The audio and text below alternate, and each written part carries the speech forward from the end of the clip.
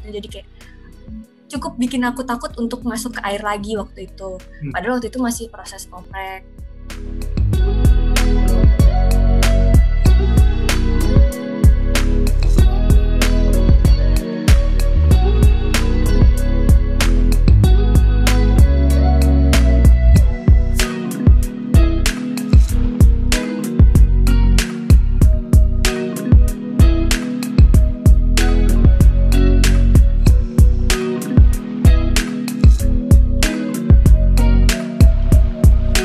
Sudah menyempatkan hadir ya.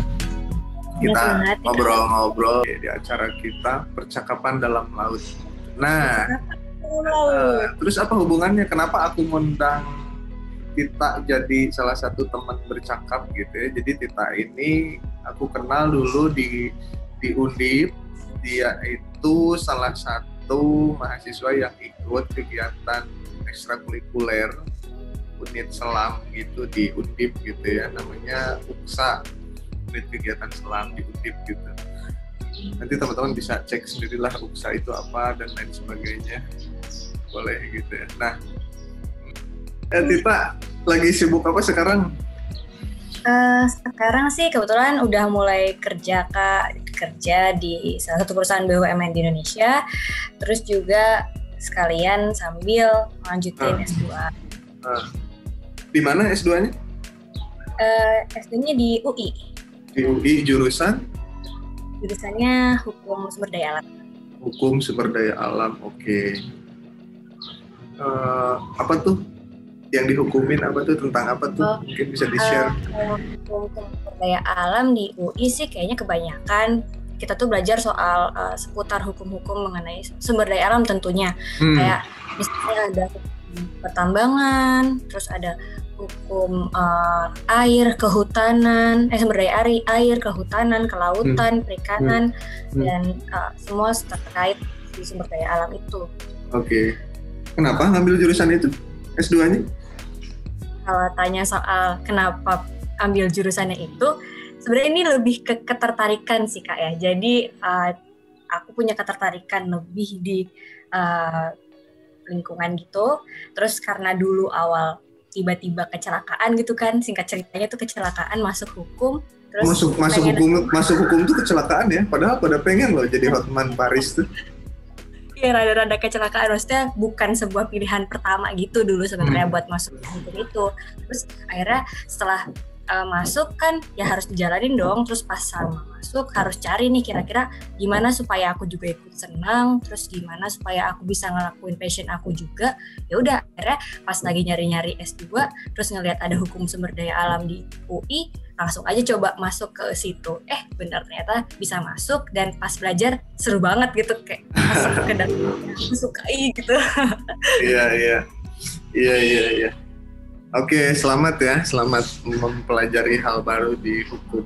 Terima kasih Bang. Sumber daya alam. Belajar juga jalanin. Iya. Nih cerita-cerita tentang bercakap dalam laut. Pernah ke laut? Pernah dong. Oh, pernah.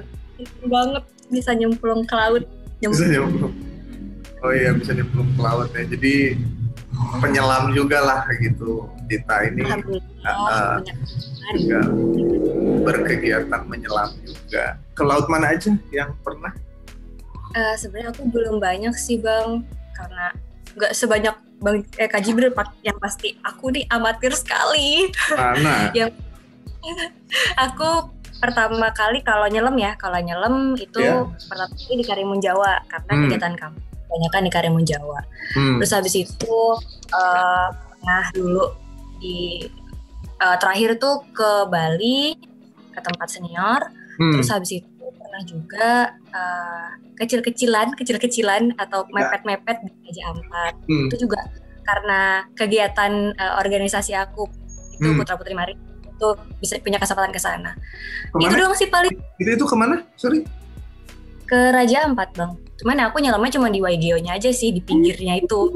Nah itu kayak udah makin pengen kalau punya rezeki harus nyelam di sana beneran. Ini apa ya? Jadi kesempatan ikut juga ajang itu ya, Putri Maritim gitu ya. Itu program dari mana? Jadi Ajang Putra Putri Maritim Indonesia itu adalah yayasan, sebenarnya Yayasan Putra Putri Maritim Indonesia itu dibuat oleh namanya Pak Tejo Edi, dulu mantan Menko Polhukam. Terus beliau dan istrinya Bu Ana Tejo itu ngebuat sebuah yayasan untuk mengajak putra-putri Indonesia yang punya ketertarikan di bidang lingkungan, terutamanya di maritim, itu untuk diajak dan ngikutin kegiatan di sana. Nah, kebetulan waktu itu kegiatan kita kebanyakan bekerjasama dengan KKP, ada KKP, Kemenko Maritim dan Investasi sekarang, kemudian juga TNI AL. Jadi kegiatan-kegiatan kami, selain itu Kemenpar juga. Jadi dulu waktu masih, sekarang kan agak vakum karena tahun berapa? Putra Putri Maritim berapa? Itu 2016. Oh, 2016 ya. 2016, itu udah lama. Jadi dulu waktu masih, ini kan karena pandemi jadi berkurang kegiatannya. Terus dulu itu pas awal-awal kegiatan itu banyak kerjasama dengan kementerian-kementerian dan TNI AL. Terus waktu itu ada kegiatan bareng Kemenko Maritim ke Raja Ampat. Terus dapat kesempatan ikut deh gitu di sana. Kegiatan. Ngapain aja tuh di Raja Ampat? Waktu itu kita sebenarnya kan itu kegiatan itu kalau nggak salah namanya ada sosialisasi dan tentang wisata air di sana. Jadi kayak ada pertemuan bincang-bincang dengan masyarakat lokal di sana. Jadi waktu itu kita sampai terus sempat jalan juga kan muter-muter ke Piai Nemo, terus ke Pulau Arborek, terus di situ juga nyobain beberapa kegiatan-kegiatan olahraga air yang dilakukan di sana kayak kano, snorkeling, diving gitu. Terus habis itu malamnya kita ada sosialisasi juga dengan dinas di sana tentang si olahraga air itu. Jadi harapannya dengan adanya Kementerian Maritim dan Investasi di sana mau mempromosikan tentang apa sih bagusnya Raja Ampat itu dengan olahraga airnya. Jadi ada arah ke sana juga. Iya, olahraga air ya. Apa aja tuh maksudnya olahraga air tuh? Olahraga airnya sih yang kemarin di foto dan dikenalkan itu diving, terus snorkeling, kano, terus mancing juga, itu sih yang dilakuin. Terus habis itu kita di sana juga nggak lama, kayak cuma sekitar 3 hari 2, kayaknya malah cuma 2 hari semalam gitu bersihnya di sana. Tapi pengalamannya itu yang nggak mungkin bisa didapatkan lagi. Oke, 3 harian ya? Iya. Sama perjalanannya. Divingnya di mana tadi? Sempat divingnya di mana? Divingnya kebetulan cuma di Waigeo sih, Kak. Jadi tuh yang di dekat pulau besarnya, bukan yang base spotnya yang ada di tengah-tengahnya gitu kan. Tapi itu aja kayak udah bisa ketemu penyu di sana. Kan biasanya kalau misalnya di dekat pulau gede tuh kayak agak kecil kemungkinan ketemu hewan-hewan yang biota-biota yang unik-unik gitu. Nah itu udah ketemu penyu di sana, jadi kayak seneng banget. Seneng banget ya. Iya. Kayaknya nyemplung air emang selalu bikin aku seneng deh, Kak. Manta nggak ketemu Manta? Manta ketemu di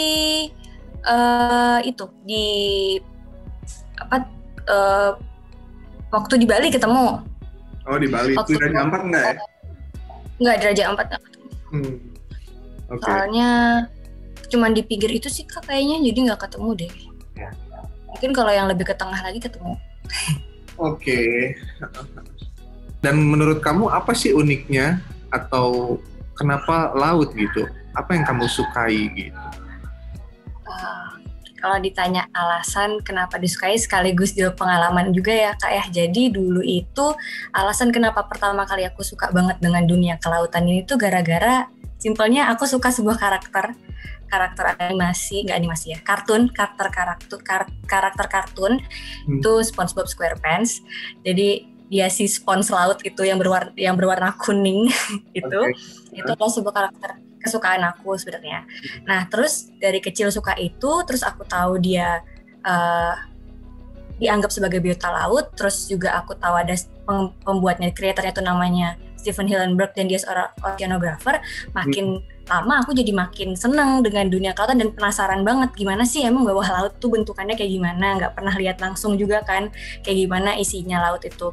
Sampai pada akhirnya waktu itu SMP libur UN lumayan panjang, terus waktu itu bapak dinas di Manado, aku ke sana, punya kesempatan buat ke sana, terus terkenal ada Bunaken di sana, pengen dong ke sana lihat bagus apa sih Bunaken itu gitu.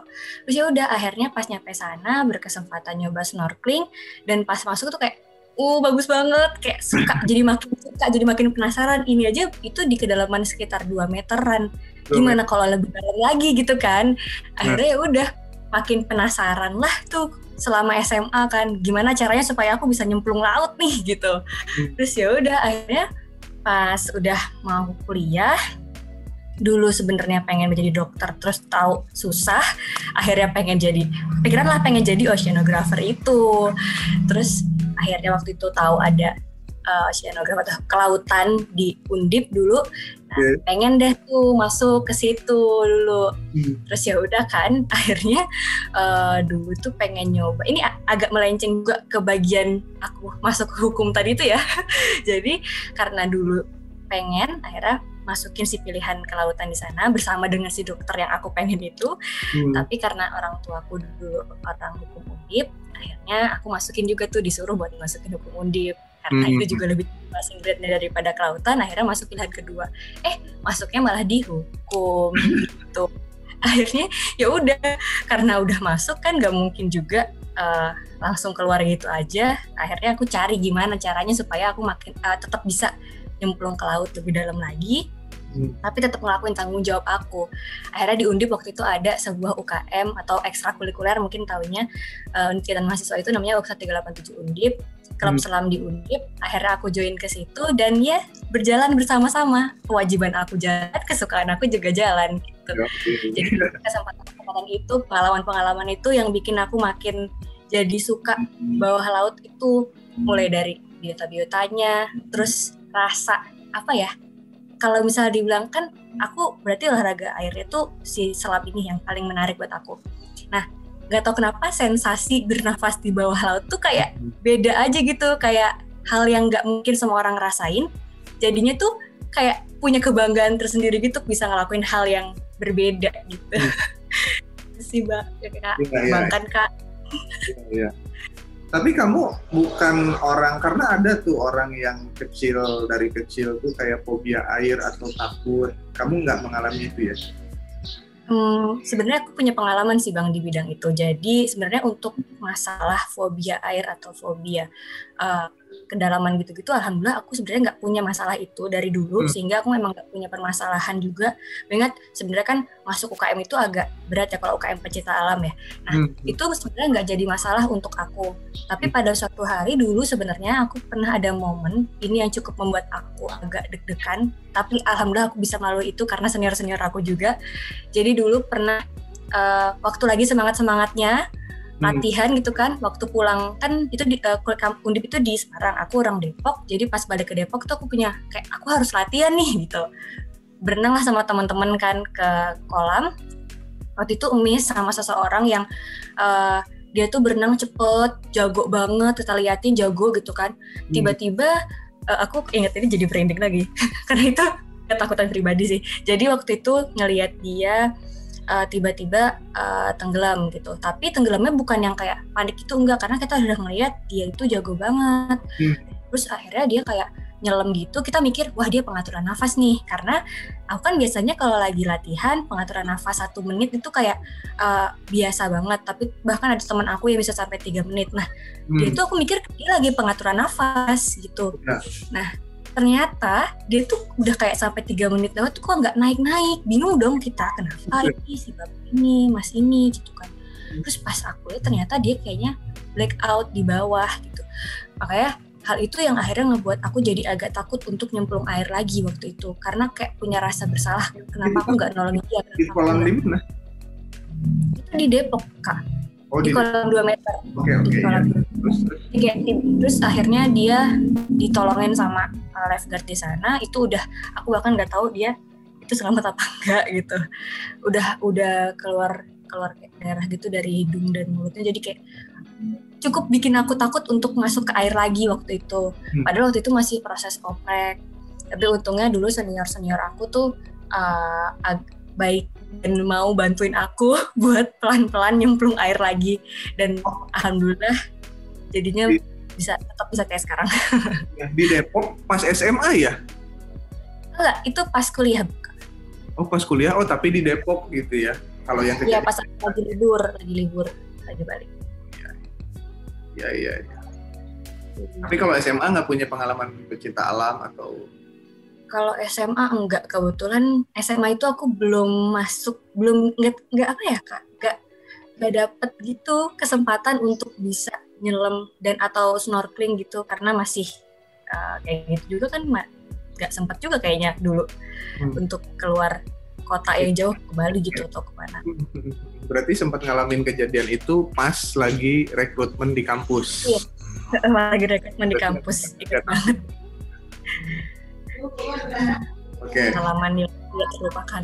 Nah, tapi kalau dari kecil sebenarnya nggak punya ya, mesti pengalaman sendiri. Alhamdulillah nggak punya untuk fobia hal kayak gitu, jadi aman. Cuman detik itu aja, momen itu aja. Menurut kamu tadi hal yang paling menarik buat kamu di laut tuh apa? Apakah apanya, terserah perspektif apanya gitu. Kalau hal yang paling menarik di laut itu kalau secara visualnya aku suka ketika ngelihat ada ikan-ikan yang berenang di sekitar aku. kayak seru aja gitu, ada ikan-ikan di pinggir-pinggir aku gitu. Jadi kayak sensasinya bikin seru aja gitu. Jadi kayak kalau orang bilang nagih gitu ya, nagih gitu. Terus ngelihat biota-biota yang gede-gede gitu, karena waktu itu pertama kali banget ngelihat manta di Bali. Itu kayak kok agak deg-degan tapi kayak seru gitu, kayak kapan lagi ya bisa kayak gini. Terus yang tadi aku bilang juga, dan sensasinya itu, sensasi ada di laut tuh bikin bahagia gitu deh. Terus juga pas selain di laut, di pantainya juga ngelihat ombak-ombak, kayak relaxing aja gitu. Dunia laut tuh kayak relaxing aja gitu buat aku. Untuk aku ya Kak, karena emang bukan bidang aku, jadi aku cuman seneng aja. Laut itu selalu menjadi pilihan aku untuk merilekskan diri dan lebih mudah untuk dijangkau. Balik lagi kayak aku bilang tadi, kayak denger ombak aja tuh kayak udah seneng aja gitu. Bau asinnya, jadi dramatis. Ini kayaknya kalau jadi pacar kamu cukup kasih air asin udah selesai. Waduh, kayaknya taruh aja gitu ya samping meja kan. Kalau misalnya pengen senang tinggal dihirup gitu. Iya. Itu ya. Jadi tadi kayak senang kalau ada ikan-ikan berenang. Gitu ya. Oke. Terus apa lagi pengalaman yang menurut kamu paling unik yang jarang orang ketahui selama pengalaman kamu di laut? Boleh yang mencekamkan juga boleh. Atau yang mencekamkan apa ya? Waktu di laut, kalau mencengangkan, alhamdulillah aku belum pernah ngerasain hal-hal aneh atau bermasalah selama di bawah laut. Alhamdulillah nggak pernah ngerasain. Digigit kelomang misalnya, enggak? Digigit kelomang. Oh, aku pernahnya kena ubur-ubur sih. Oh, kena ubur. Gimana rasanya tuh kena ubur-ubur? Kaget sebenarnya, dan pas di bawah airnya sih nggak kerasa Kak. Jadi kayak terlanjur seneng kan, kayak udah gak kepikiran apa-apa gitu. Pas naik ke atas baru sadar ada bekasnya gitu di tangan dan panas, gatel gitu. Tapi walaupun udah kena kayak gitu nggak kapok, tetap mau balik lagi. Iya, terus ngobatinnya gimana tuh waktu itu? Waktu itu kayaknya aku diemin aja deh Kak. Didiemin? Alhamdulillah kayaknya.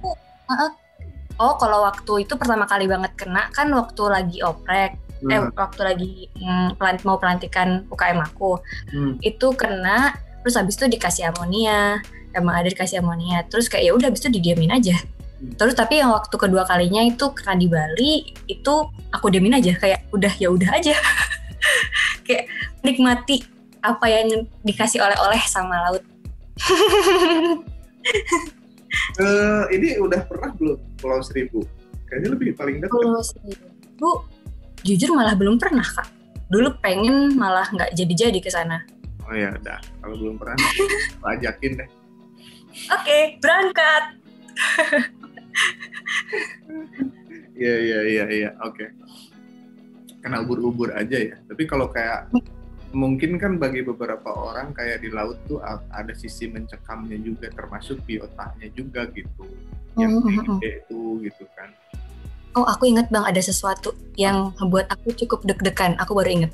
Jadi dulu waktu lagi oprek di Karimun Jawa juga, kan ada tuh prosesi kita harus water trap di dermaga. Nah, terus tuh waktu itu kita ada waktu water trap itu disuruh roll depan, roll belakang dan sebagainya. Terus sampai suatu momen kok tiba-tiba ada yang bilang ada ini. Duh, sinyalnya mana? Ada hiu katanya ada hiu kan. Terus aku nggak tahu nih karena kita kan lagi fokus tuh water trap. Terus habis itu pas nengok ke belakang temanku bilang katanya ada. Terus kayak kita itu jujur aku deg-degan jujur deg-degan karena takut tuh hiu apa kan kita nggak tahu dan aku dulu masih baru anak baru kan, masih baru oprek, biota taunya juga belum banyak. Bingung juga aku harus ngelakuin apa, jadi ya udah pede aja, bismillahirrahmanirrahim, semoga gak kenapa-napa. Katanya sih beneran ada. Terus habis itu tapi cuman lewat aja gitu. Dan kayaknya kalau misalnya di Karimun Jawa hiu-hiunya bukan kayak hiu white, apa sih sebetulnya, white shark atau itu kayaknya blue tip black tip doang ya kalau di sana kayaknya. Mungkin tidak agresif. Jadi kayak ya udah aja gitu lewat doang. Gitu. Terus yang kedua pernah juga ada pengalaman ketemu hiu paus di Jepara waktu lagi acara. Iya, pasti kaget kan Kak Jibril? Susuan Jepara punya hiu paus segala. Yes. Jadi ini sebuah pengalaman yang jujur aku juga. Di permukaan apa lagi di dalam? Di permukaan. Jadi dulu waktu itu kegiatan angkatan aku pertama namanya LPT 2 yang disaster management yang SAR gitulah. Nah itu di Pulau Panjang di Jepara. Nah ada momen kita harus nyebrang kan tuh Kak, nyebrang yang snorkeling itu dari Pulau Panjang ke Teluk Aur, ke kampus Teluk Aur. Nah terus waktu itu dibagi jadi ada 3 tim A, tim B, tim C. Aku kebetulan di tim B. Nah terus waktu itu kita mau istirahat di apa sih itu sebutannya? Yang apa aja. Yang apa tuh? Fansai. Tempat yang ada di tengah-tengah itu. Aduh, aku lupa namanya. Tempat yang ada di tengah.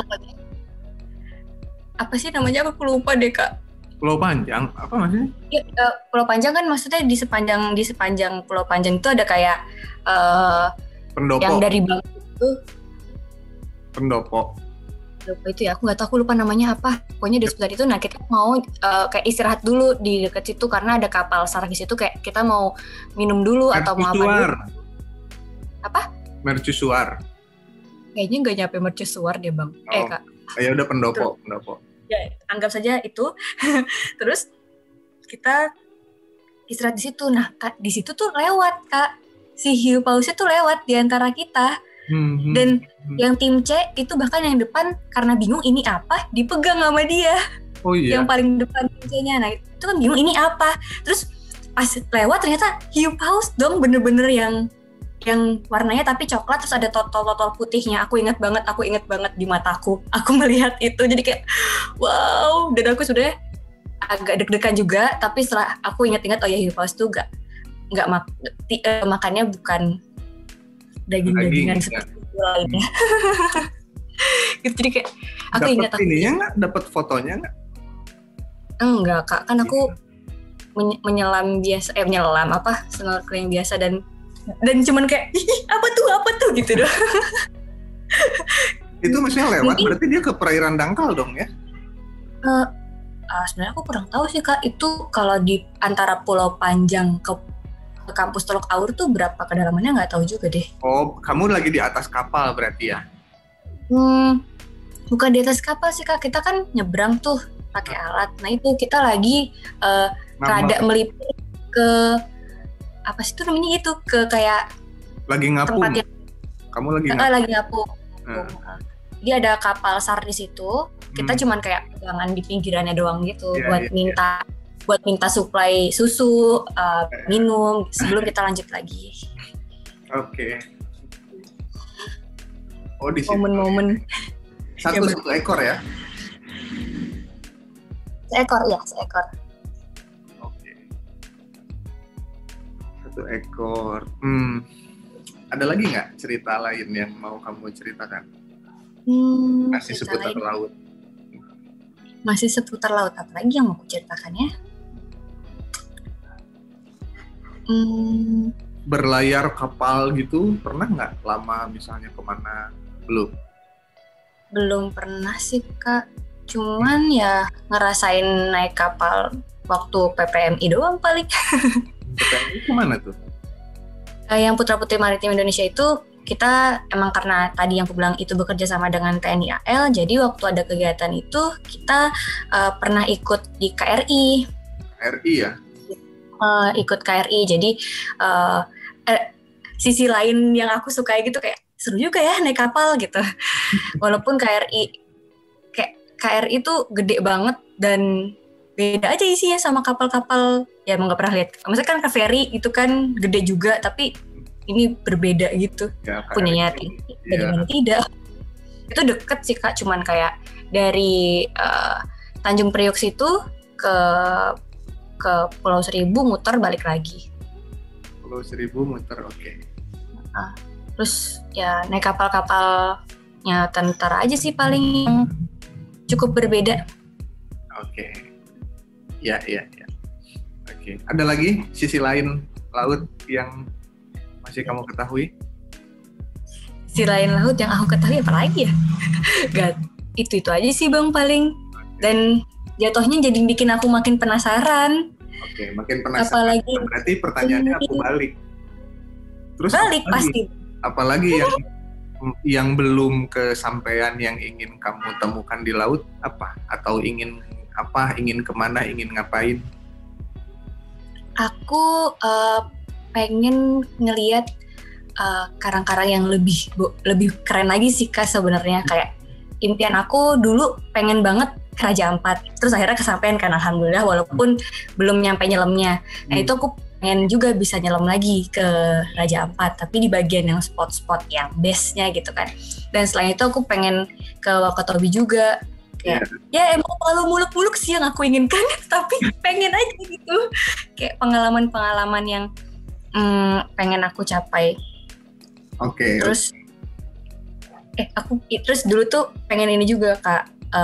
Ini juga sangat muluk-muluk tapi kayak pengen aja gitu nyobain diving di paling timurnya Indonesia, paling baratnya Indonesia, terus di utara atau di selatan gitu kan. Pengen tahu aja yang jauh-jauh gitu. Jadi sekarang yang dilakukan adalah menabung supaya punya duit bisa ke sana. Oke, ya. Oh, ya, itu udah ketahuan tuh impiannya tuh. Jadi yang mau jadi pacarnya tuh katanya mau ke Raja Ampat lagi, gitu. Terus mau ke timur, ke selatan, ke utara, ke barat. Mahal ya kayak. Oke. Aku sama sekali bahkan nggak terlalu banyak punya impian buat keluar negeri. Aku cuma pengen keliling Indonesia doang. Tapi kalau ada kesempatan ke luar negeri, mau nggak? Ya mau, cuman kayak kalau pakai uang sendiri, kayak aku mendingan uang itu aku pakai buat jalan-jalan di Indonesia dulu aja gitu. Oh iya, siap. Oke. Pada ke luar negeri. Oke. Terus ini mungkin terakhir pertanyaan atau percakapan terakhir apa ya? Alasan kenapa lauters atau teman-teman kita yang mungkin nanti mau nonton kanalnya ini, kenapa harus ke laut dan harus mencoba ke laut dan harus mengenal laut? Menurut kamu kenapa? Menurut aku kenapa lauters harus nyemplung ke laut? Itu adalah maksudnya banyak banget nih, kan negara kita itu 70%-nya ya secara geografis ya air gitu, sisanya daratan misalnya. Terus selain itu tuh kenapa?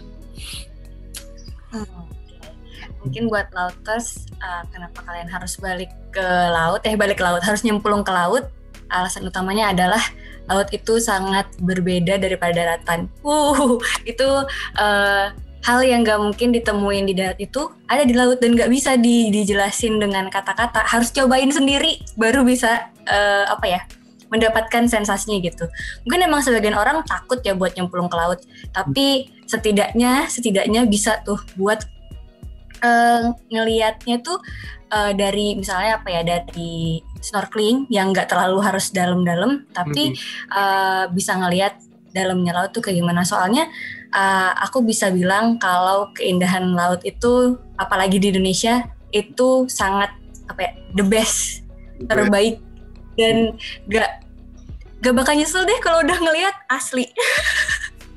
Kayak gitu alasan yang tidak gak mungkin bisa aku juga bingung mau ngasih alasan apa. Pokoknya bagus aja dan tidak mungkin bisa didapatkan di darat. Oke. Suka banyak yang nanya juga sih, Kak, kalau nggak bisa berenang tuh gimana sih? Mungkin buat nyelam apa enggak? Nah gitu. Itu menurut kamu gimana? Kan nyelam nggak harus berenang tapi tenggelam. Nggak bercanda. bercanda. Kalau misalnya emang nggak bisa berenang, terus mau nyelam atau minimal snorkeling, aku rasa kalau misalnya nyelam emang mungkin agak susah ya, karena nyelam itu ada syarat-syaratnya. Tapi tidak ada kata terlambat untuk belajar, jadi pasti bisa kalau emang mau. Tapi kalau emang seandainya emang nggak memungkinkan untuk bisa nyelam, bisa dicobain snorkeling yang jauh lebih mudah dan nggak terlalu dalam, bisa pakai pelampung juga dan dijagain juga pasti. Walaupun emang diving pun dijagain sih, kan nggak mungkin diving sendirian. Kalau kata anak-anak diving tuh badian, never dive alone. Jadi pasti ada yang ngejagain. Jadi tenang aja, pasti bisa nikmatin dengan enjoy. Tapi kalau seandainya nyelam pun nggak memungkinkan, terus snorkeling juga nggak memungkinkan, bisa ngelihat kayak konten-konten di Dive Indo ini. Di konten-konten ini juga pasti kan jadinya kelihatan tuh kayak gimana. Terus makin penasaran, jadinya udah nyobain nyemplung ke laut. Oke, thank you nih. Kalimat terakhir buat lauters, walaupun lauters emang suka banget untuk menikmati keindahan bawah laut, tapi jangan lupa dijaga juga ya, jangan sampai ngerusak. Itu hal yang juga tidak boleh dilupakan. Kalau misalnya nyemplung laut, gak usah iseng-iseng buat megang-megang. Soalnya kita nggak ada yang tahu itu beracun apa enggak. Ntar tahu-tahu gatel kan naik-naik atau tiba-tiba kenapa-napa, jangan sampai. Jadi tetap dijaga, dinikmatin aja sensasi-sensasinya, dan tetap menjaga lautan. Oke, siap. Thank you. Oke. Terima kasih. Terima kasih Aninta Husna.